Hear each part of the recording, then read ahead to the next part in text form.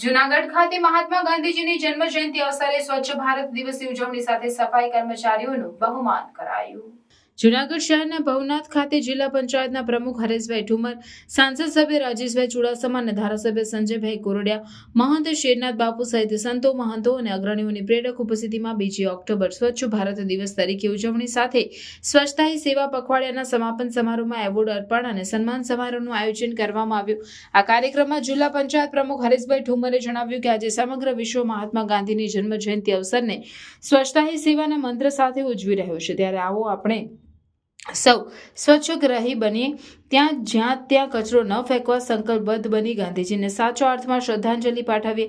સાથે સૌ સ્વચ્છગ્રાહી બની ગમે ત્યાં કચરો ન ફેંકતા સ્વચ્છતા જાળવીએ, પ્લાસ્ટિકનો વપરાશ બંધ કરી ભીના અને સૂકા કચરાને અલગ અલગ રાખી આપણી ગિરનારી વન સંપદાને સુરક્ષિત રાખવા આગળ આવીએ એ પણ જરૂરી છે। વડાપ્રધાન નરેન્દ્રભાઈ મોદીના દૂરંદેશી અભિગમ થકી આજે ઘર ઘર સુધી શૌચાલય પહોંચ્યા છે અને લગભગ દરેક ગામડા ખુલ્લામાં શૌચ મુક્ત બન્યા છે। ગાંધીજીના સ્વચ્છ ભારતના સ્વપ્નને સાકાર કરવા સૌને કટિબદ્ધ બનવા પણ તેમણે અનુરોધ કર્યો હતો। કાર્યક્રમના પ્રારંભે જૂનાગઢ મ્યુનિસિપલ કમિશનર ડોક્ટર ઓમ પ્રકાશે ભારત સરકાર દ્વારા તારીખ 17/9/2024 થી 2/10/2024 સુધી સ્વચ્છતા હી સેવા 2024 સ્વભાવ સ્વચ્છતા સંસ્કાર સ્વચ્છતા પખવાડિયા તેમજ મહાત્મા ગાંધીજીની જન્મજયંતિ અને સ્વચ્છ ભારત મિશનના 10 વર્ષની ઉજવણીની ભૂમિકા રજૂ કરી અતિથિઓને આવકાર્યા। આ તકે ગાંધી ચોક સ્થિત મહાત્મા ગાંધીની પ્રતિમાને સૂતરની આંટી પહેરાવી શ્રદ્ધાંજલિ અર્પણ કરી।